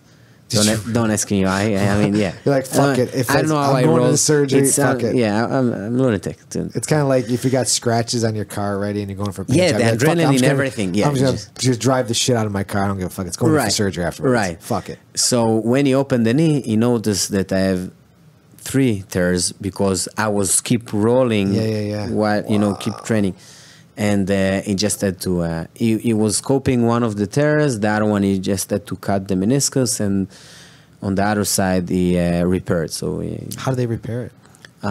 it's insane. He sent me the CD with like the video from inside Wait, the knee. they took a fucking video of it? Yeah, he's showing you. Come on. Dude, it's unbelievable. And this doctor What is the like fuck? the main doctor of the ladies soccer Okay. American team. Yeah. Like he's the real deal. No shit. Yeah, somebody sent me to Wait, him. is there someone filming it while it's Yes, happening? you have the camera inside that is seeing what he's doing basically Okay. inside the knee And because that's recording. it's recording. Fascinating. And he's talking and he's telling me, Lior, you see here, you have this and that, and I While have he's to do performing this the surgery. while he's performing the surgery. Get the fuck out Dude, of it. that's Now the these real- doctors are becoming entertainers? Is that what Oh we're my doing God, now? man! This is where we're at? And I watched the entire You watch entire the whole operation. thing. Yeah. Do you have to pay extra for that? It's got to be incorporated somewhere. No, because somebody's paying for that. No, I will tell you, they're doing it for a few reasons. First of all, they want to be transparent. Yeah. I mean, they want to show you that they're not like forcing you to do something you don't need. Okay. Second, for insurance purposes, Sure. I mean, if you want to sue them, they explaining you why you did it. Yeah. Because when he opened my knee, Yeah. of course, he did anesthesia. I mean, I was sleeping the entire time. Sure. But the plan was to do scoping, and he told me a couple of days after you're walking on the leg like normal, and then 2 weeks after you get back to training. Okay. And he had to do the repair because he found like two more tears. So it's for him, it's their interest to show him, listen, I'm already open your knee. Let's take care of it. Yeah. You asked me to take care Right. of the knee. That's what I'm doing. I don't want to, I'm not shoveling you another operation just, for. Exactly. So basically, he's kind of covering himself. But yeah, man, afterward. How long is that video? About like 10, 15 minutes. It took him 10, 15 minutes to fix your knee? And he did like 30,000 grand. Wow.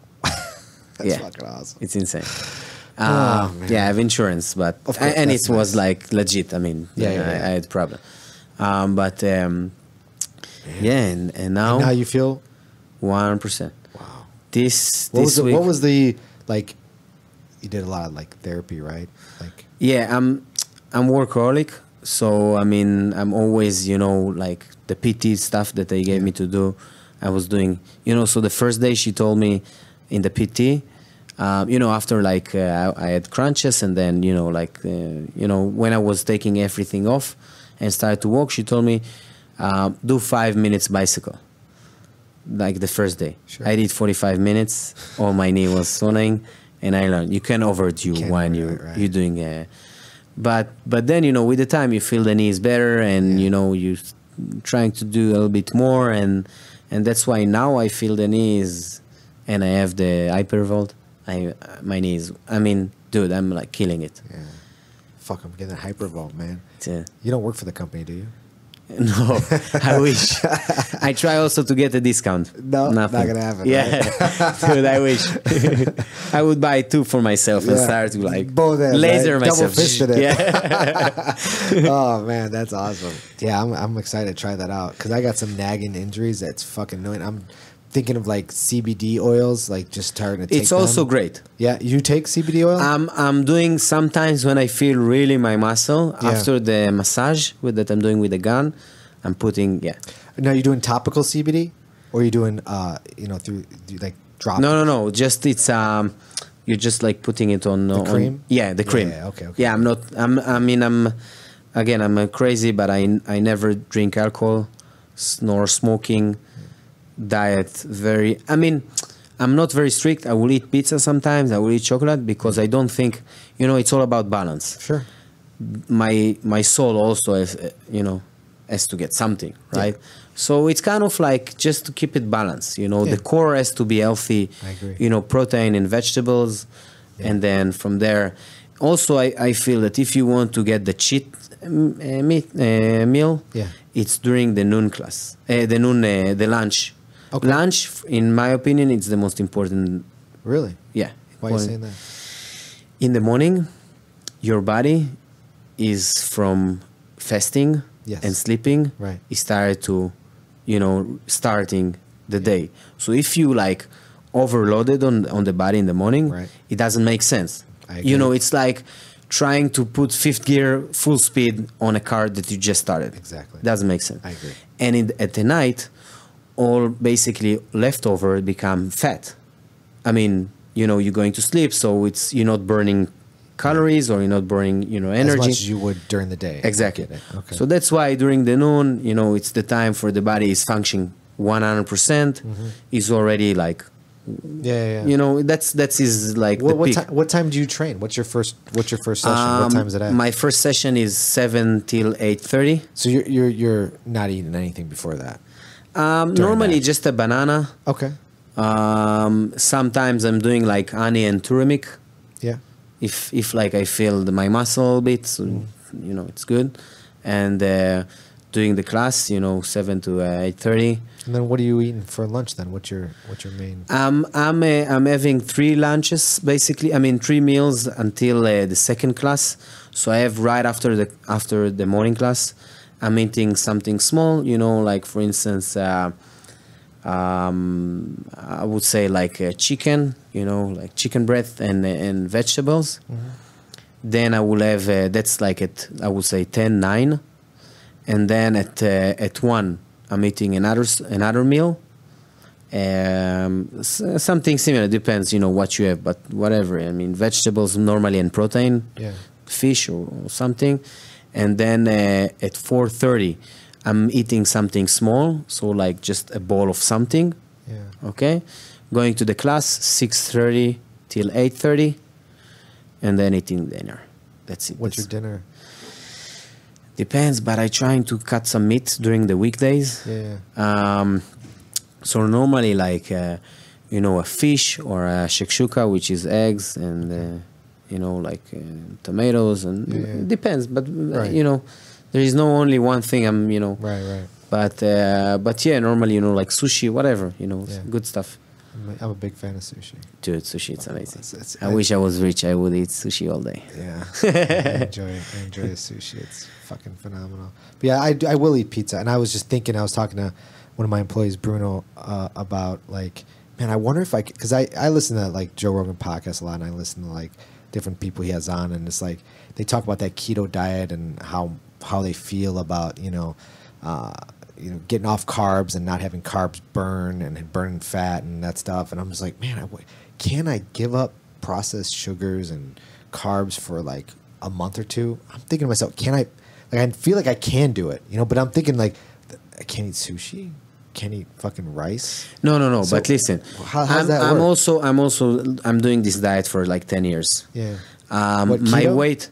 Yeah, it's how you call this diet? I forgot the name. Damn it! But it's like basically only vegetables and protein. Okay. That's the main. I mean, I'm not eating carbs. No. I mean, I won't say at all. But if I'm eating the pizza, is maybe once a week during the lunch. Yeah. Or like a pita with falafel or something, during the day, it's nothing. The body can handle it. Also, if you're training twice a day, easy. Even once a day, even once every couple of days. Because your body's burning that right off. Right off. It's, I mean. So, it's not like just going from eating it once or twice a week to like, don't eat it for 2 months or don't eat it forever. No. Because, I see some, my wife tried to do a diet. She went to a nutrition, and she gave her very strict. You know, you need to put on the weight, the food, and see and that, and calculate the calories, which I don't believe in this term even. Never mind. And I told her, listen, that's not a way to live. You will do it for what? A month, top 2 months, and then like you started to do the old habits, the bad habits that you used to do, and that's what happened. You have to find something that you can live with it, and you will be happy. So, for instance, can you eat pizza only once every other day? Easy, right? Yeah. So do once that. a week is easy for me. That's why I usually do it once a week. So do that. No problem. Eat this pizza. Yeah. Eat this pizza, before the class. Even if you want to eat some sugar. Well, I don't eat it before. Before training, I don't eat before training. I'll eat what, like 2 hours, 2.5 hours, 3 hours? I don't eat breakfast. Okay. So I eat acai for lunch. Yeah. So I'll have acai with almond butter and then granola for lunch. And then I go train. And then after I train, I'll either... That's not enough. It's not enough, right? No. Yeah. You know, Anymore, like swimmers before the Olympics, you know how many meals they're eating a day? Dude, they're eating like full plate of everything. 6 times a day. So I'm not eating enough food. Yeah, this is the fuel. Yeah. You have to treat your body. It's like number one rule. It's like stretching after class. If you want to, for the long run, if you want your body to produce amount of energy you're expecting him, you have to feed him accordingly. Right. And I will eat instead of the acai in the morning, even before noon, and then the noon, eat some good, like whatever you eat normally, but even a fish or sushi. Yeah. There is rice in the sushi, right? It's carbs, but it's not a big amount. I mean, what do you eat? Like 2, 3, 4, 5 rolls? I mean, that's nothing. No. Like it's a bowl of rice. Right. And rice is, if any carbs, rice, it's better than anything else. Right. So it's not a serious. Yeah, man. Yeah. Yeah. It's important. I know. I need to get to the next level. Become Masters 3 world champion. So you're going to do Masters. You're hoping to compete at Masters Worlds this year? Yeah, and Worlds Nogi for sure. Nogi for sure. When's Nogi Worlds? October, I think. That's right. It is October. Yeah. It's in California again. I competed last year at it. It was California. Yeah, so I competed there in 2016. Okay. Won first at the purple belts feather, and the year after I couldn't do it because I was injured. Okay. That's when I decided that I will probably do the surgery. It just took me some time, and hopefully this year I will take the brown belts. Nice. Yeah. Nogi, it's fun. Yeah, Nogi is fun. I don't know how people like the gi more than Nogi. I like them both, but I like them both. In the beginning, I like Nogi more. Now it's kind of like doesn't matter for me. To me, it doesn't matter either. I love. But I see people that doing, and it's I don't get it. Yeah, I know. I mean, I was initially when I got back into jiu-jitsu, I would strictly no-gi, and I think that was a good thing for me because I had a little bit of... you have to lose everything up to count on the motion more than just pulling, pushing, and establish kind stiff, of... right, yeah. Because you have something to grip on, you're like, right, yeah. I was rolling with this one white belt who's very new, and he just literally just held me. And I'm just like, I'm not going to try. Because he's got all of it, he's just shaking. That's how hard he was just holding on to me. I'm just like, all right, I'm not even going to push this. Let him hold me for the next fucking 3 minutes. Whatever. Yeah. I'm not, what's the point? So he'll learn. I just don't want to exert my energy. By the way, I saw, I've been told that Google started to add the jiu-jitsu classes to their, as entertainment to the employees. That they will have like between 12 to 1, you have the break. You can go to do a 45-minute jiu-jitsu class. Really? Yeah, they bring in like I don't know. Oh, but it's man, genius. I wonder it's in California, right? Yeah, but they both they open here in Chicago? Yeah. Get the fuck out. I don't know. Yeah, man, I will figure this out too. I wonder who's teaching it. I hope I will. Yeah, why not? What the fuck? But think about it. So is this new that they just started offering it? Yeah, because again, jiu-jitsu is problem solve, right? Yeah. And they want their people to problem solve and they open their mind and minds, see. Yeah. So fuck yeah, it's smart. so smart. Of course, genius. It's fucking Google. They're not fucking around. Right. But now we got to take that and bring it to Amazon, Twitter, right? They will do it. Fucking Facebook. I'm sure, dude. You know, it's funny, but look at Chicago. You have, I would say, let's say Chicago, and you have like 40 different gyms, right? 36 out of them are jiu-jitsu or doing jiu-jitsu there. If you know, like jiu-jitsu is booming. Yeah. It's like going to judo, if you're asking me, in 10 years, with all due respect. Even wrestling, but wrestling in America, it's a big thing. Big thing. But judo, dude, it's going down. Yeah. And the jiu-jitsu is eating the pie. Yeah. You know? Right. So it's not that people stop doing martial arts. It's just like jiu-jitsu is bigger. Because again, I see, you know, I had a couple of weeks ago, exactly, we had a class with 15 people that are purple belts or black belts. So, brown belts and black belts. 15 guys at the gym. All of them are like guys that have a career. They're a businessman, right. And it's unbelievable. In just Monday evening class, 15 guys in just, don't say it's a Marcelo Garcia gym that, you know, like Lucas Lapri or whatever, you know. Right. It's just a big team in Chicago, you know. Right. And 15 guys, all businessmen, all have their career, married, with kids, coming to do jiu-jitsu.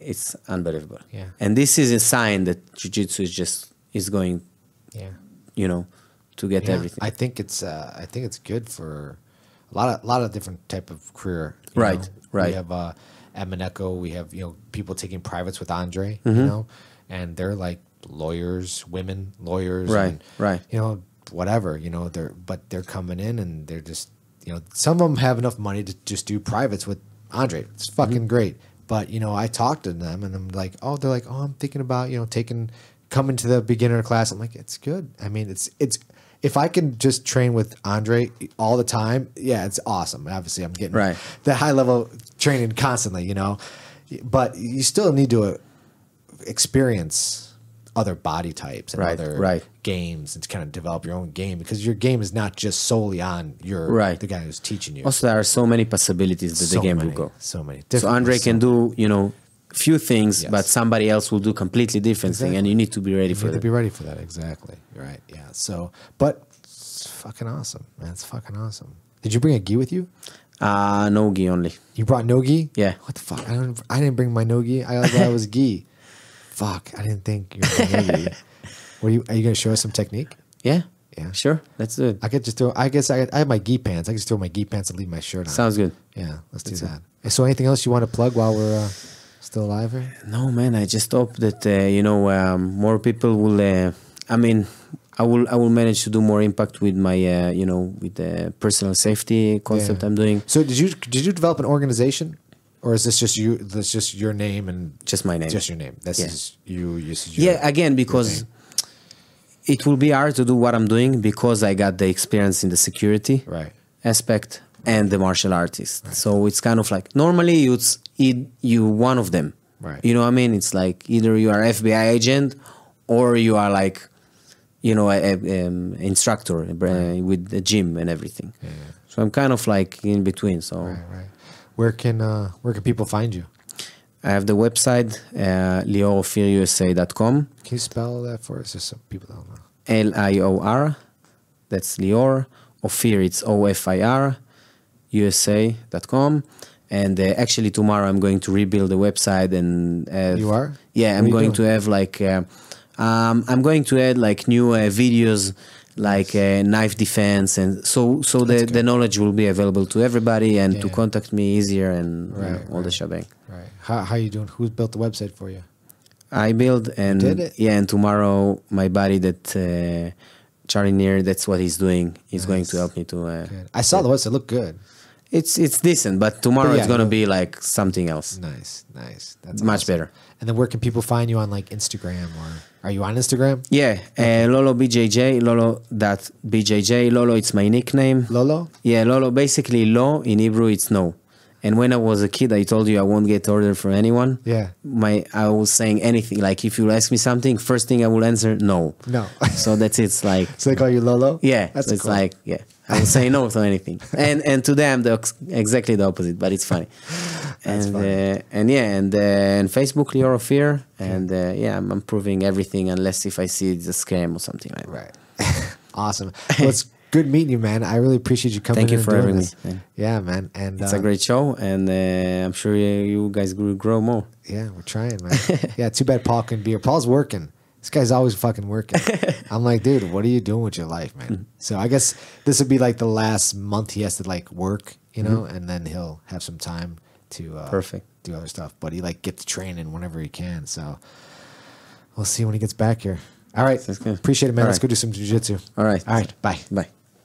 Hey, everybody. Thanks for tuning in. For more information about Grappler Union Podcast, you could visit us at our website at grapplerunion.com. You can follow us on Instagram at Grappler Union. Please like us on Facebook. Be sure to subscribe on iTunes. And all of our episodes are available on our YouTube channel. Say what? Be sure to subscribe. Yeah, subscribe to all that shit. You got to do another take, right? Oh.